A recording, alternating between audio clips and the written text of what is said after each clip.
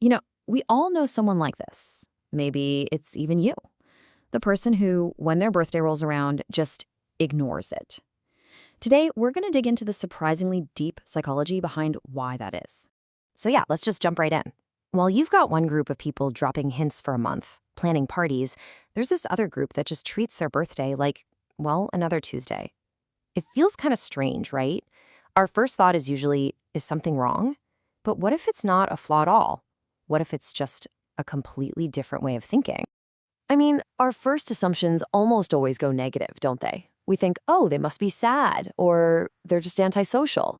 Maybe even they're in denial about getting older. But the psychological view suggests a totally different framework.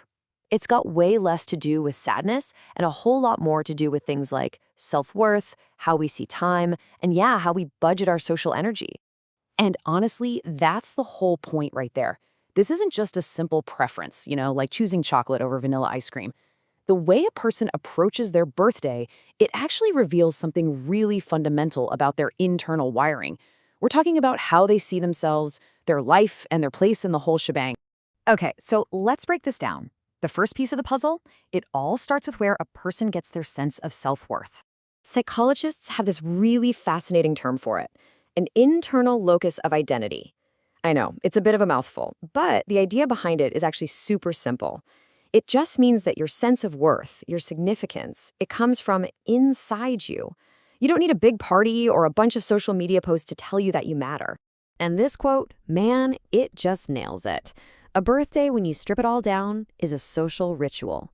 Its job is to remind you and everyone else that you're significant.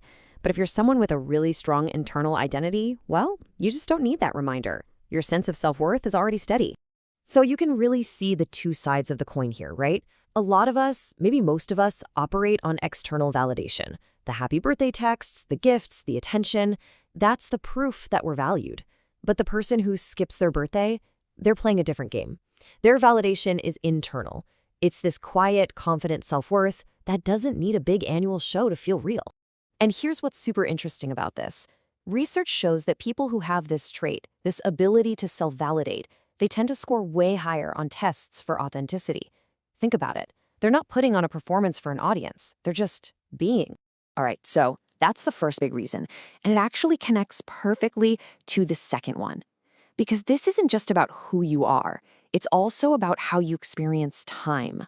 Okay, get ready for another one of those big psychological terms. It's called low temporal landmark salience. Again, sounds super complicated, but it just means that for some people, certain dates don't stand out as being more important than any other date. For many of us, birthdays are like these giant landmarks on the calendar. But for these folks, it's just another spot in a constantly flowing river of time. You can really think of it as two different ways of seeing your life's timeline. There's the milestone view, where time is broken up into these neat little chunks, and birthdays are huge chapter markers. Then you've got the continuous view, where time is just this constant flow. Every single day is just as valuable as the next, so why put one day on a pedestal? And that really gets to the core of it, doesn't it? For someone with this mindset, personal growth isn't this big firework display you set off once a year. Nope, it's more like a plant that just grows a tiny bit every single day. You don't need to schedule a special day on the calendar to reflect on your progress, because that reflection is happening all the time. Which brings us to our third and final reason, and honestly, this might be the most practical one of all. It really just comes down to a social energy budget. The term for this is social selectivity, and a great way to think about it is to picture your social energy as a phone battery.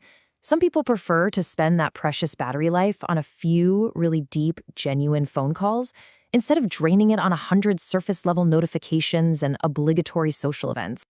And let's be real for a second, birthdays can be a ton of work. They demand a surprising amount of what's called emotional labor. And all that really means is the effort it takes to manage your own feelings to make sure you're meeting everyone else's expectations. I mean, just think about all the jobs involved.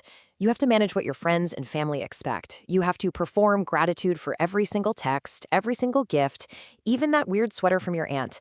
And you have to navigate all the tricky social dynamics when you get a bunch of people in one room. It's exhausting.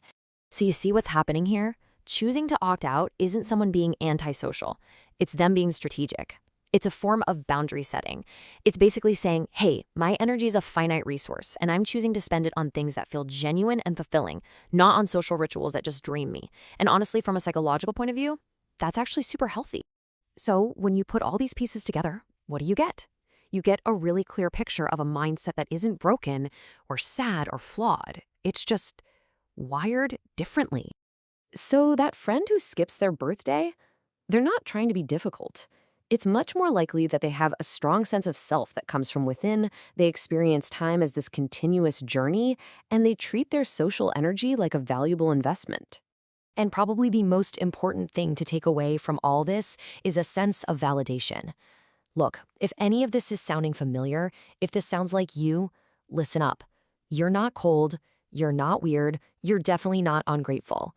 You are probably just operating from a place of real authenticity and self-preservation, and that is a completely valid and psychologically healthy way to be. So it kind of leaves you with this really fascinating question, right? If the way we handle birthdays can reveal all of this, what else? What might our feelings about big holidays or weddings, or even something as simple as a handshake, what could that tell us about our own hidden psychology?